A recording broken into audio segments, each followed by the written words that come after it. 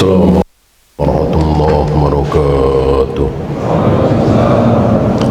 Innal hamdalillah nahmaduhu wa nasta'inuhu wa nastaghfiruh wa na'udzu billahi min shururi anfusina wa min sayyiati a'malina.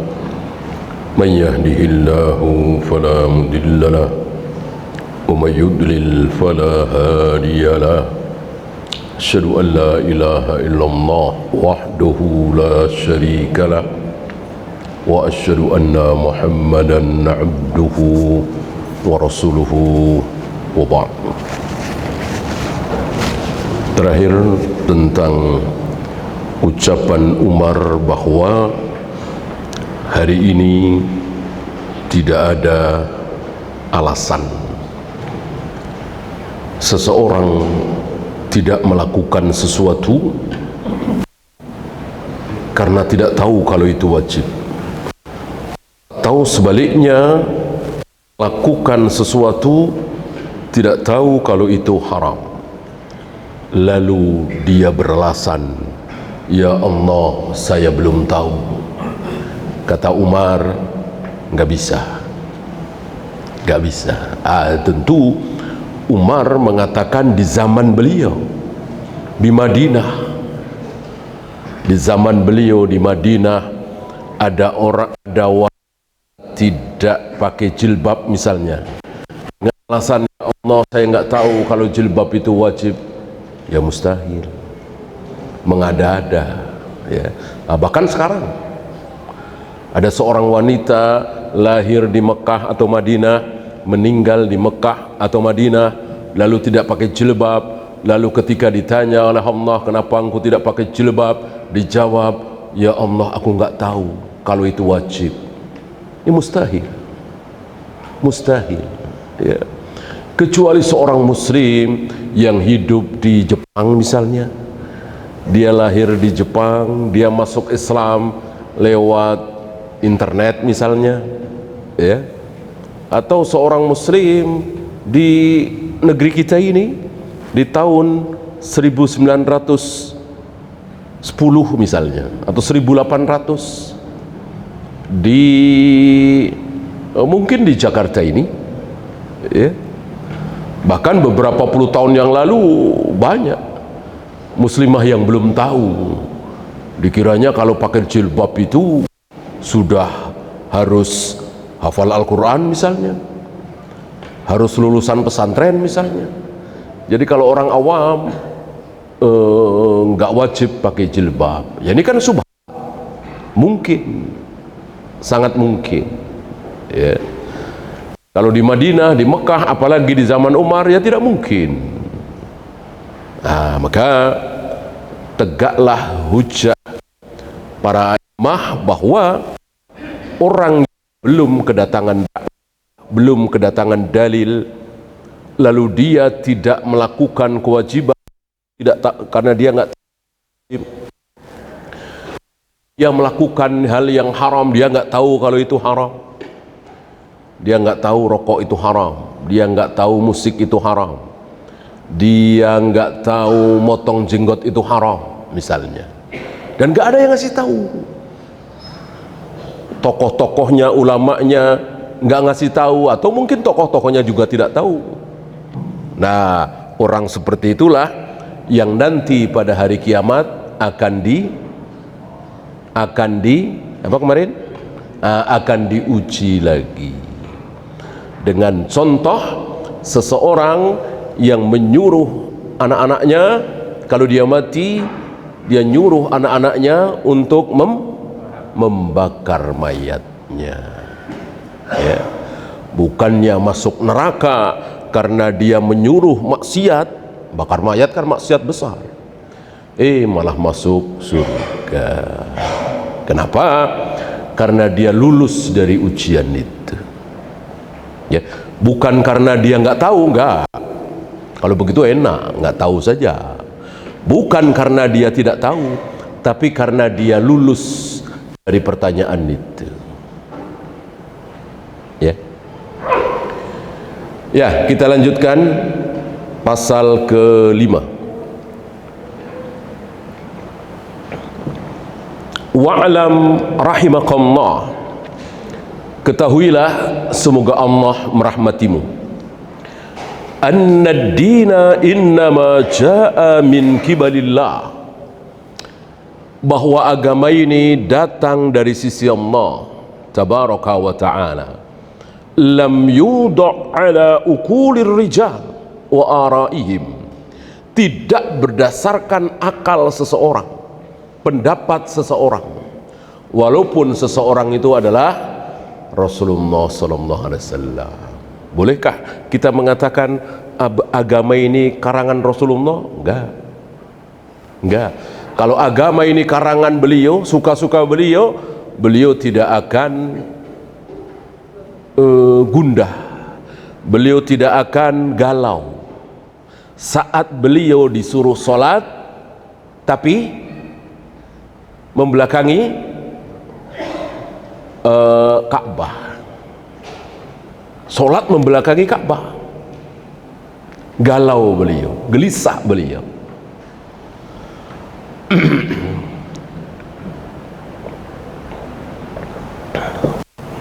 Dan itu terjadi di Madinah. Kalau di Mekah kan tidak gitu.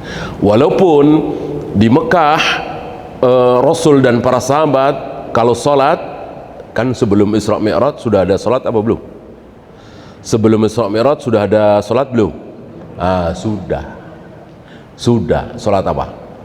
2 rakaat, 2 rakaat, 2 rakaat, 2 rakaat, 2 rakaat.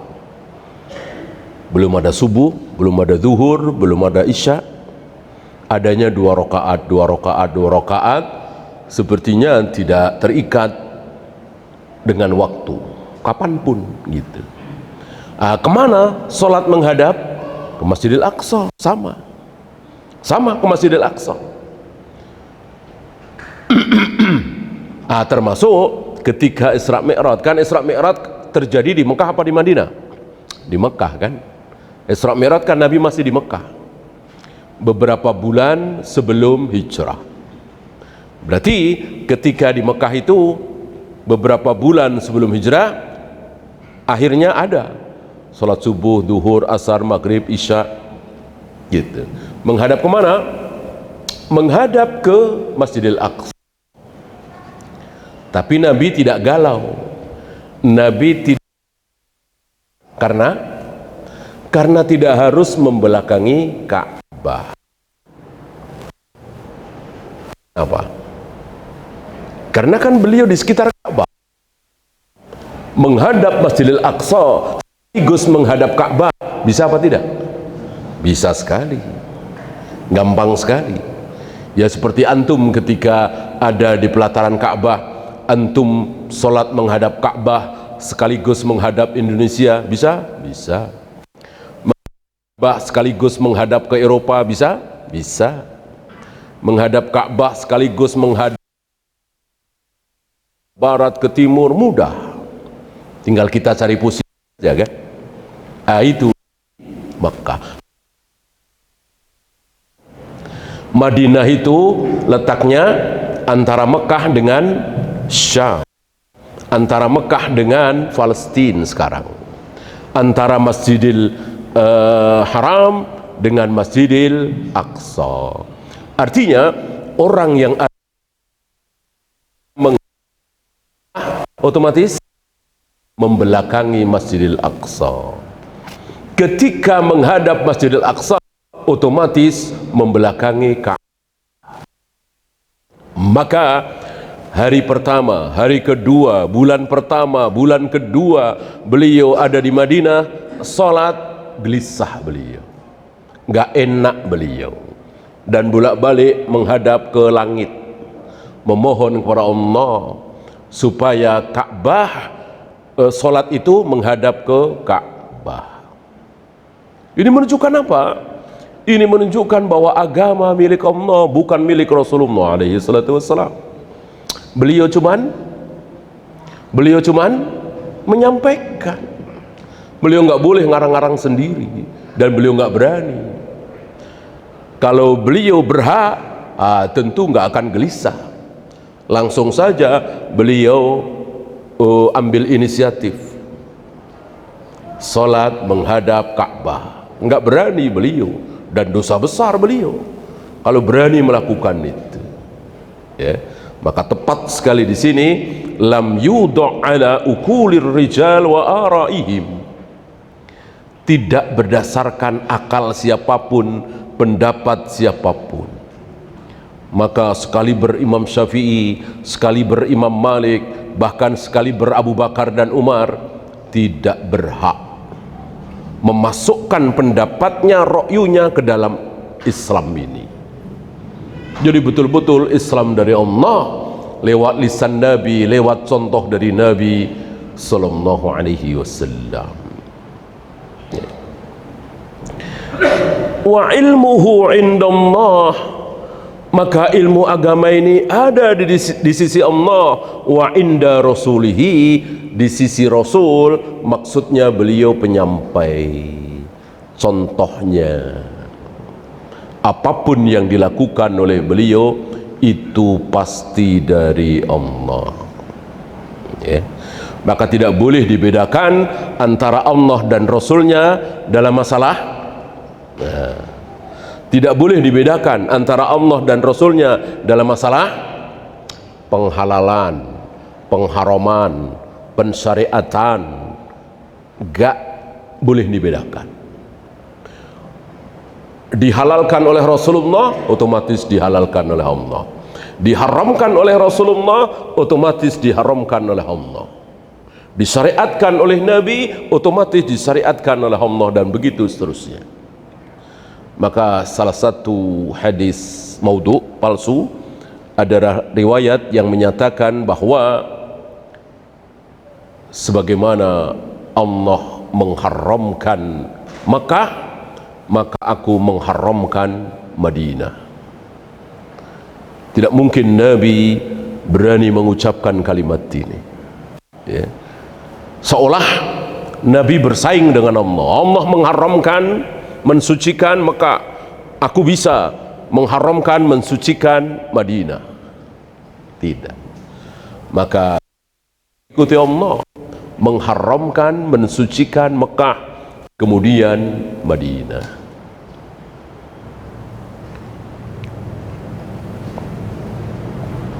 Dan itu ada sekelilingnya, Mekah sekelilingnya kan. Maka ada istilah Yalamlam, ada istilah Qarnul Manazil, ada istilah Juhfah. Itu batas-batasnya. Madinah pun begitu. Beda dengan, jadi Masjidil Haram terus sekian kilo ke barat, sekian kilo ke timur, sekian kilo ke utara, ke selatan. Begitu pula Masjid Nabawi, sekian kilo ke barat, sekian kilo ke timur, sekian kilo ke utara, ke selatan. Beda dengan Masjidil Aqsa. Adapun Masjidil Aqsa hanya di masjid itu. Ya, tidak sekian kilo ke barat, sekian kilo ke timur. Jadi betul-betul di dalam masjidnya itu. Ketika Masjidil Aqsa penuh sesak, dirasa perlu perluasan, ya meluas. Gitu. Karena tidak ada larangan kan memperluas masjid. Ya, jadi ini sedikit perbedaan antara Masjidil Haram, Masjid Nabawi dengan Masjidil Aqsa. Ada persamaannya, ada perbedaannya.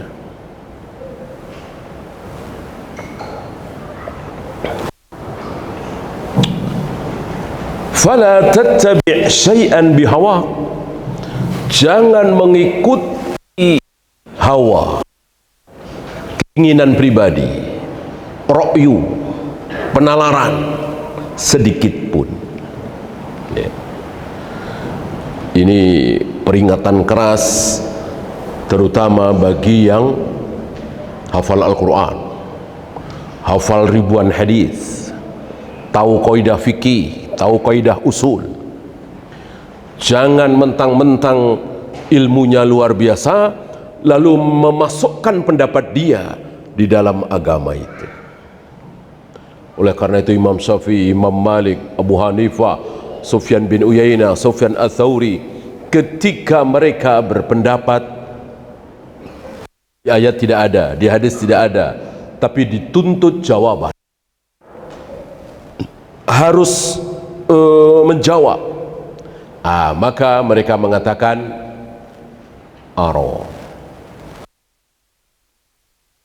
ro'aitu, ro'aina, itu menurut aku, sepanjang pengetahuanku, berdasarkan ro'yuku, gitu. Kalau bawa ayat, bawa hadis, ini hak, ini dalil, ini qala Allah wa qala Rasul, mantap sekali mereka. Dan marah kalau ada yang menolak. Tapi kalau pendapat, tidak. Gak ada imam madhab marah kepada seseorang yang tidak mau mengikuti pendapatnya, gak ada. Gak ada. Ya. Gak ada mereka yang marah, tersinggung gara-gara madhabnya tidak dipakai. Bahkan Imam Malik kan pernah ditawari, bukan ditawari ya,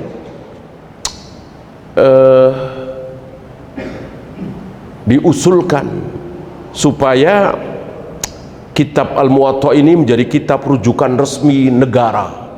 Beliau nggak mau, beliau menolak ya.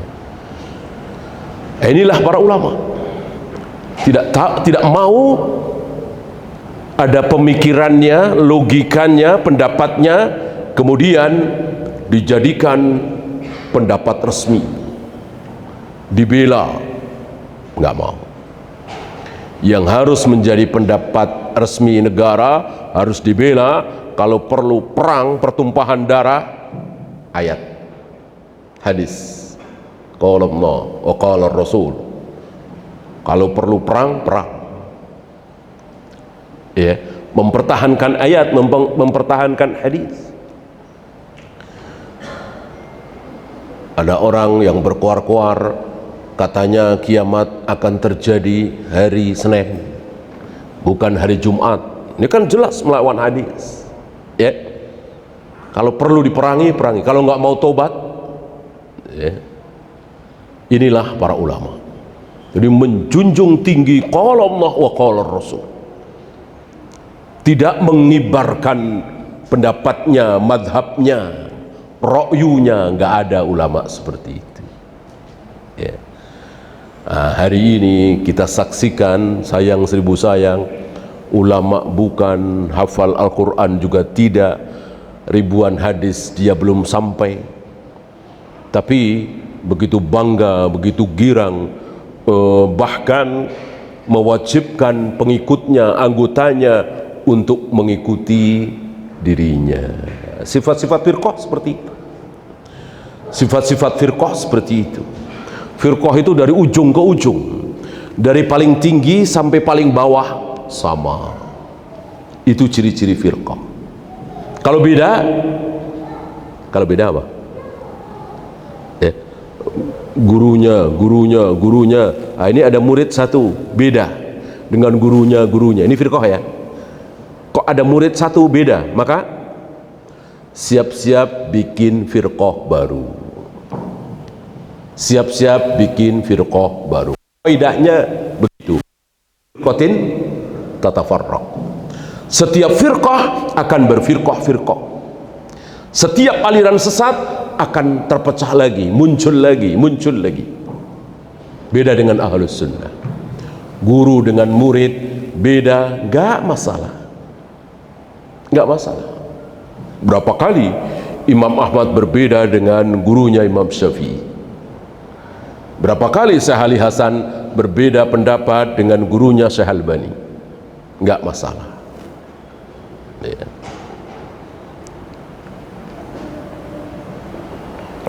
Dan tidak harus gurunya yang selalu benar. Kadang gurunya benar, kadang salah. Kadang muridnya salah, kadang benar ya. Inilah kehebatan Ahlus Sunnah. Jadi kebenaran itu di atas segala-galanya, milik Allah dan Rasulnya. Beda dengan firqah-firqah itu.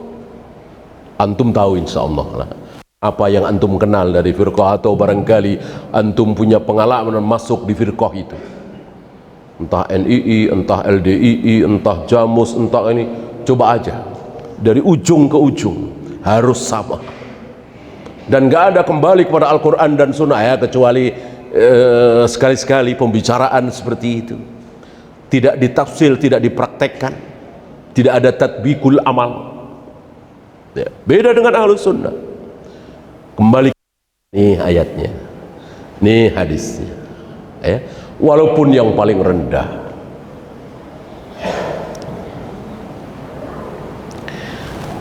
fatamraqa minad dini fatahruja minal Islam. Kalau sampai engkau mengikuti hawa nafsumu, keinginanmu, pendapatmu, ra'yumu, maka engkau akan keluar dari agama ini, keluar dari Islam ini ya. Maka ada istilah murukuddin, murukul Islam, lepas kama yamrukus sahmu minar ramiyah, sebagaimana lepasnya, melesatnya anak panah dari busurnya. Ini istilah Nabi sallallahu alaihi wasallam. Itu aliran sesat pertama. Kenapa? Karena dengan hawa nafsunya, karena dengan logikanya, nggak mau pakai dalil, nggak puas dengan dalil.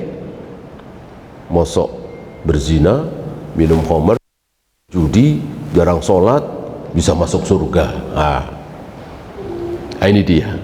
Sementara yang ada di hadapannya ini dia lakukan puasa, zakat, haji, jauh dari zina, khamr, judi dan seterusnya. Tiba-tiba melihat seorang muslim sholat jarang, malah sering berzina, minum khamr, berjudi, bisa masuk surga ya. Pakai ro'yunya, pakai logikanya.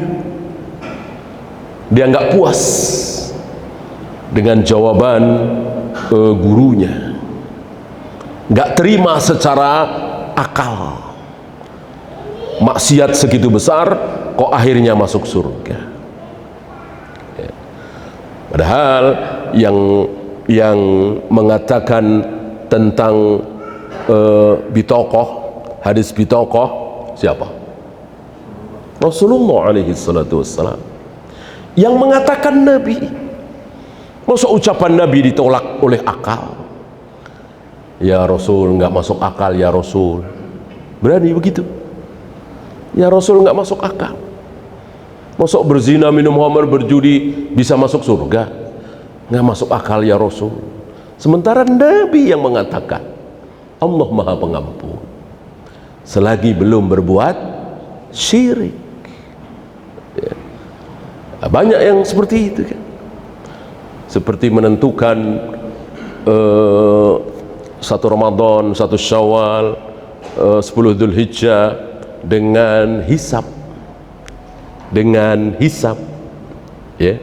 Sementara Nabi mengatakan kalau mendung genapkan bulan itu 30 hari. Kalau mendung genapkan bulan itu 30 hari. Nah, hari ini ada yang mengatakan dengan lisanul hal, bukan dengan lisan yang di sini, nggak kedengeran suaranya. Tapi secara otomatis mereka mengatakan, ya Rasul, mendung nggak mendung kami sudah tahu. Gitu. Walaupun suara ini nggak kedengeran, tapi otomatis mendung nggak mendung kami sudah tahu ya Rasul. Bahwa satu Syawal nanti jatuh di hari Rabu misalnya. Jangankan Ramadan Syawal tahun ini ya Rasul, Ramadan tahun 2030 kami sudah tahu ya Rasul. Nggak ada hubungannya dengan mendung ya Rasul. Apa nggak kurang ajar itu sama Rasul ya? Nah, cuman ucapan itu nggak keluar, tapi kenyataan seperti itu. Para ulama menyebut sebagai lisanul hal gitu. Ya sama dengan orang yang merayakan maulid Nabi. Tidak keluar dari mulutnya ucapan itu, tetapi selana secara lisanul hal, ya Rasul, kami lebih tahu daripada sahabat-sahabatmu cara mencintai engkau, cara memuliakan engkau, cara kami membela engkau ya Rasul, yaitu dengan cara merayakan. Para sahabat kan tidak ada satu seolah mereka mengatakan seperti itu kan, tentu mereka bangga kan merayakan Maulid Nabi, tentu dengan penuh kebanggaan. Beda dengan pelacur, pemabuk, tidak dengan penuh kebanggaan. Yang ada penuh kehinaan. Mereka melacur, mereka mabuk, tentu ngumpet-ngumpet, tidak bangga. Beda dengan yang merayakan Maulid Nabi, merasa benar, merasa lebih benar, merasa lebih pintar daripada sahabat, bahkan dari Nabi sendiri. Orang Nabi nggak merayakan kok, dia merayakan. Tentulah merasa lebih pintar dari Nabi Sallallahu Alaihi Wasallam.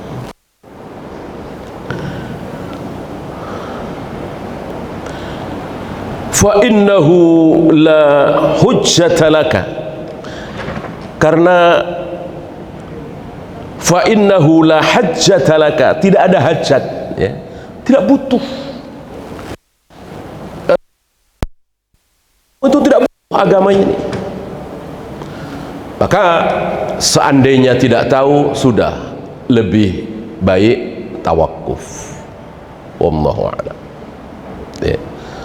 Berapa banyak ulama yang mengucapkan wallahu a'lam ketika ditanya. Yang terkenal siapa? Anda masih ingat? Ulama besar, guru besar dari Imam Syafi'i, Imam Malik. 40 pertanyaan, 40 pertanyaan itu cuma dijawab 6 atau 7, ya.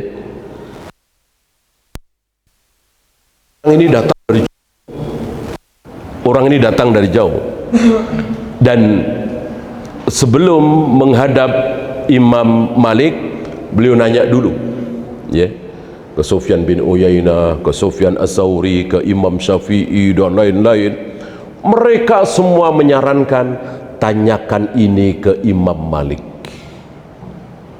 Tentu dengan mantap orang ini mendatangi Imam Malik dan mempertanyakan 40 pertanyaan itu, dan dijawab cuman 6 kira-kira.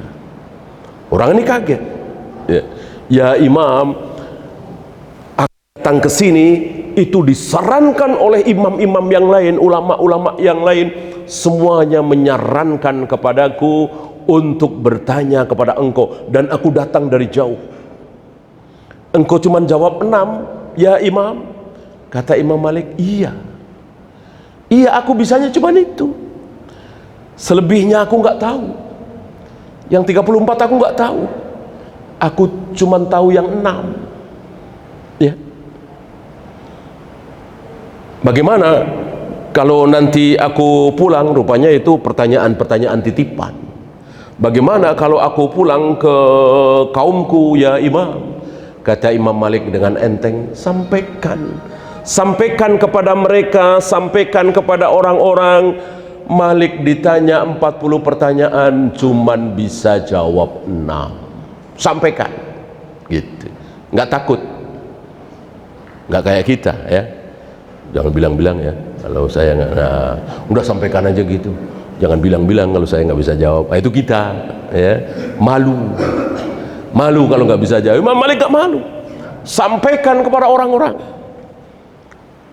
bahwa Malik ditanya 40 pertanyaan, cuman bisa jawab 6. Inilah para a'immah kita, inilah para salaf kita, nggak takut dihina, dicaci, dikucilkan, dianggap nggak bisa, dianggap nggak pecus, nggak takut, karena ilmu mereka itu betul-betul dipamerkan kepada Allah. Inilah para salaf kita. Antum pernah dengar kisah Ibnu Rajab Al-Hambali? Ibnu Rajab Al-Hambali satu ketika membahas tentang satu permasalahan di depan murid-muridnya, nggak banyak, mungkin belasan, tentang sebuah permasalahan, dan dibahas oleh beliau dengan hujah, dengan dalil, dengan istidlal yang luar biasa. Terkagum-kagum muridnya itu. Ya. Nggak lama setelah itu, beliau berserta murid-muridnya atau beberapa muridnya diundang ke istana, dan di istana sudah berkumpul ulama-ulama yang lain. Lalu sang khalifah atau amir, ya, di bawahnya khalifah, bertanya tentang beberapa permasalahan. Kebetulan permasalahan yang kemarin itu ditanyakan juga oleh sang khalifah. Pertanyaan yang kemarin dibahas di depan murid-muridnya itu dengan hujah yang luar biasa itu, ya. Dimulai dari ulama A dijawab begini-begini, ulama B jawab begini-begini. Kata muridnya, jauh pembahasannya dibanding dengan gurunya Ibnu Rajab Al-Hambali, ya, dari dalilnya, dari hujahnya, dari ininya, dari itunya, ya biasa aja gitu. Datar-datar aja istilah kita. Sampailah giliran Ibnu Rajab Al-Hambali. Murid-muridnya menunggu-nunggu ini, berharap gurunya minimal akan menyampaikan persis seperti kemarin, biar ulama yang lain termasuk khalifah terkagum-kagum gitu. Ibnu Rajab malah nggak mau jawab, udah lewat saja, seolah dia nggak tahu tentang masalah itu, lewat saja gitu. Bukannya makin semangat menjawab karena ada ulama-ulama lain, apalagi di hadapan khalifah, malah suruh lewat, ya. Selesai majelis itu, pulang, murid-muridnya bertanya, ya Syekh, kenapa anda nggak jawab dengan jawaban yang kemarin itu, ya, agar mereka tahu bagaimana jawabanmu, kenapa engkau malah diam? Beliau menjawab, saat aku membahas masalah itu di hadapan kalian, gak ada yang aku inginkan kecuali wajah Allah. Gak ada niat pamer sama siapa, orang murid-muridnya sendiri. Masuk pamer sama murid, ya. Tapi begitu tadi aku berada di hadapan ulama-ulama lain, apalagi ada khalifah, ada sesuatu di hatiku. Ada sesuatu di hatiku. Ya biasalah, setan datang, iblis nipu. Ya, tampakkan kehebatanmu, yang lain gak ada apa-apanya, tampakkan di hadapan khalifah. Biasa, setan, iblis nggak tinggal diam. Maka lebih baik aku diam. Ini luar biasa para imam kita, para salaf kita untuk menjaga keikhlasan itu. Di saat banyak yang lihat, di saat banyak yang nonton, justru ya biasa-biasanya. Ya, beda dengan kita. Jamaah banyak semangat, jamaah cuma dikit ya males-malesan. Ya seperti orang-orang munafik. Sholat duhur, sholat asar, maghrib, semangat ke masjid berjamaah. Begitu isya, begitu subuh, males-malesan. Kenapa? Karena nggak kelihatan. Kalau zuhur, asar kan kelihatan, terang benderang. Ini di zaman Nabi, ya. Isya, subuh kan gelap. Jangan sampai kita berkelakuan seperti orang-orang munafik kita, ya. Bersemangat menampakkan ibadah di hadapan manusia.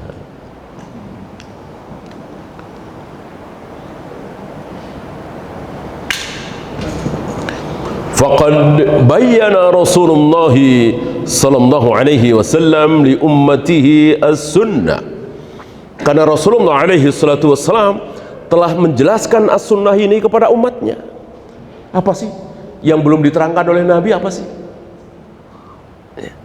Dari mulai wudu, tayamum, sholat, tawaf, sa'i, melempar jumroh, tentang jihad, tentang khilafah, bahkan tentang tata cara buang air. Lihat, sesuatu yang sangat sangat privasi sendiri-sendiri, ya, diajarkan tata cara buang air. Mana ada agama lain yang mengajarkan tata cara buang air? Islam luar biasa. Gak ada yang belum diterangkan di dalam Islam. Ma farratna fil kitabi min syai'. Tidak kami tinggalkan sedikit pun di dalam Alkitab ini. Maksudnya Alkitab, Al-Quran dan Sunnah. Kalau tidak diterangkan, ya berarti memang gak perlu. Gitu. Kalau tidak diterangkan oleh Allah dan Rasulnya di dalam Al-Quran dan Sunnah, berarti yang memang nggak perlu. Jangan dibahas, jangan dikorek-korek. Allah tidak pernah lupa. Allah tidak pernah lupa. Ya.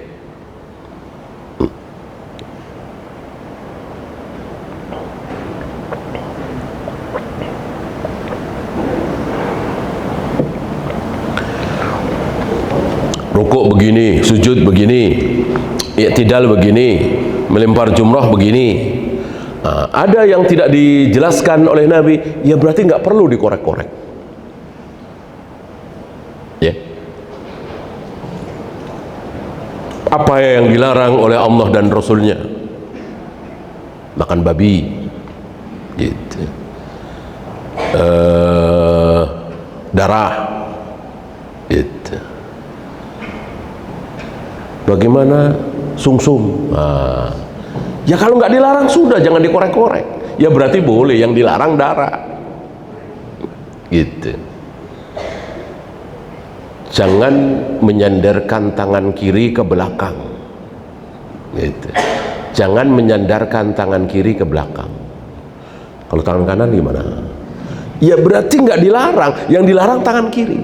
Kalau dua tangan, ya berarti nggak dilarang, yang dilarang tangan kiri. Paham ya? Jangan meniup makanan. Ya sudah, jangan ditiup. Ya. Oh, berarti orang niup makanan itu kan biar dingin. Berarti maksudnya mendinginkan makanan lebih cepat. Nggak boleh. Ini kata siapa? Ya. Nabi cuman bilang jangan meniup makanan minuman, mau panas mau dingin. Apa ada keterangan dari Nabi meniup makanan itu dalam rangka mendinginkan? Berarti mendinginkan makanan minuman nggak boleh. Berarti masukin ke kulkas, masukin ke freezer nggak boleh dong. Mendinginkan secara cepat. Ya. Mana nggak ada. Pokoknya Allah melarang kita lewat lisan Nabi alaihi salatu wassalam meniup makanan, meniup minuman, titik. Bukan melarang mendinginkan. Gitu ya. Bahkan sudah dingin kayak gini ditiup boleh apa tidak? Ya nggak boleh, kan dilarang. Ya. Taruh misalnya ada semut atau apa kotoran, biar nggak keminum kita tiup dikit, boleh? Tidak boleh. Jangan. Singkirkan pakai apa gitu. Pokoknya jangan ditiup. Bahwa ada bahaya pasti, nggak mungkin nggak. Ya. Bahaya makan babi, bahaya berzina, bahaya minum darah, bahaya menikahkan kakak dan adik, bahaya menikahkan paman dengan keponakannya, pasti ada, pasti, nggak mungkin nggak. Cuman kadang kita tahu, kadang tidak. Kadang kita tahu, kadang kita tidak. Dan itu bukan urusan kita. Yang penting kita taat. Ya. Berapa banyak manfaat-manfaat dari ketaatan kita nggak tahu. Ya, manfaat melempar jumroh pasti ada. Manfaat mencium Hajar Aswad pasti, cuman kita nggak tahu apa. Dirahasiakan oleh Allah. Ya. Manfaat puasa tidak begitu rahasia lah. Orang tahu lah manfaat puasa. Apalagi manfaat zakat, manfaat sedekah, jelas itu. Tidak dirahasiakan.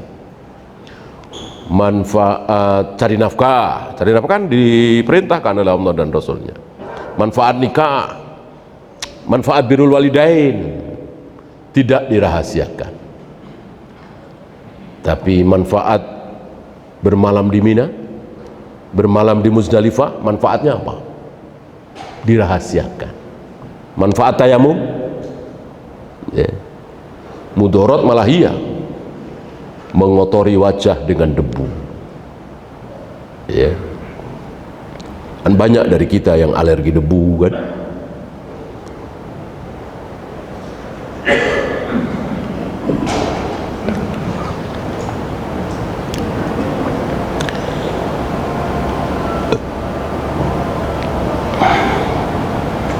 Wa awdahaha li ashabihi, dan beliau telah menerangkan Islam ini kepada para sahabat. Ada yang terluput? Tidak. Ada yang terlupa Nabi nggak sampaikan? Tidak. Sebagian saudara-saudara kita ada yang mengatakan, sekali lagi dengan lisan hal, bukan lisan yang ada di mulut, ya. Ada yang kelupaan, ya. Ada ajaran yang kelupaan Nabi nggak sampaikan kepada para sahabat. Apa? Maulid Nabi, sholawat nariyah, apa itu tahlilan, 3 hari, 7 hari, 40 hari, Nabi kelupaan, nggak nyampaikan kepada para sahabat. Iya ya kan? Walaupun mereka nggak ngomong seperti itu, lisanul hal. Orang mereka bilang baik, mosok baik Nabi nggak setuju, pasti Nabi setuju lah. Nah, cuman kelupaan, terlanjur wafat, ya. Berarti Allah maha lupa, ya. Nah, ini jangan sampai kita melakukan bid'ah. Ya, silakan. Azan dulu. Sallallahu alaihi Muhammadin sallallahu alaihi wasallam. Wa akhiru da'wana alhamdulillahi rabbil alamin. Alhamdulillah, wassalatu wassalamu ala rasulillah, la hawla wa la quwwata illa billah, wa ba'd. Kita lanjutkan sedikit. Wa awdahaha li ashabihi, dan Nabi telah menjelaskan Islam ini kepada para sahabatnya. Adakah yang terluput? Tidak ada. Dari alif sampai ya istilahnya, tidak ada yang terluput. Hanya kita saja yang nggak tahu. Hanya kita yang tidak tahu. Kan 23 tahun. Sudah cukup waktu 23 tahun bagi Nabi untuk menjelaskan Islam ini dari Allah kepada umatnya, diawali dengan para sahabat. Sekali lagi, tidak ada yang terluput. Wahum al-jamaah, dan para sahabat beliau itulah al-jamaah. Jadi kalau mau mengaku ahlu sunnah wal jamaah, harus tahu bagaimana manhaj para sahabat, harus sama dengan para sahabat. Karena tidak ada satupun sahabat yang berbuat bid'ah, tidak ada satupun sahabat yang berbuat syirik, tidak ada satupun sahabat yang meninggalkan kewajiban, tidak ada satupun sahabat yang berbuat maksiat. Ini salah, karena ada sahabat berbuat maksiat, ada. Yang tidak ada pada diri sahabat 3. Yang tidak mungkin, yang tidak ada, yang belum pernah dilakukan oleh para sahabat. 3 kesalahan. 1, syirik. Tidak ada satupun sahabat yang berbuat syirik. Tidak ada satupun sahabat yang mendatangi kuburan keramat misalnya, bermain jimat misalnya, percaya dengan dukun misalnya, percaya dengan hari-hari, hitungan-hitungan, nggak ada. Nggak ada yang percaya, satupun sahabat. Yang kedua, bid'ah. Tidak ada satupun sahabat yang berbuat bid'ah. Tidak ada sahabat melakukan sholat misalnya, saum misalnya, yang tidak pernah dicontohkan oleh Nabi Sallallahu Alaihi Wasallam. Bukan berarti tidak ada sahabat yang keliru dalam melaksanakan Islam. Ada, cuman kan langsung dibetulkan gitu. Seperti kekeliruan Aisyah misalnya dalam masalah sutroh sholat, kekeliruan Ibnu Umar misalnya dalam masalah mandi junub, tapi kan langsung diluruskan gitu. Kalau toh sudah wafat seperti Abu Bakar dan Umar terlanjur berfatwa tidak ada haji tamattu, tidak ada yang mengikuti. Tidak ada yang mengikuti. Gitu. Berbeda dengan musolli misalnya, nawaitu misalnya, muludan misalnya, kan diikuti oleh jutaan manusia dan dibela. Sahabat tidak ada seperti itu. Satu lagi, tidak ada sahabat yang meninggalkan sholat, meninggalkan saum, meninggalkan kewajiban, tidak ada. Ya. Cuman 3 itu. Adapun yang berzina ada, ma'iz kan, mencuri ada, minum khamr ada, yang dicambuk oleh Umar kan, bahkan mengkhianati Nabi ada, Latib bin Abi Balto'ah. Cuman jumlahnya istilah kita bisa dihitung dengan jari, bahkan 1 jari tangan kita. Ya, berzina cuman ma'iz sama perempuan Gomidiah itu yang akhirnya dirajam itu. Ya. Beda dengan masyarakat kita, tidak bisa dihitung. Kaum muslimin ya, kita nggak bahas orang kafir.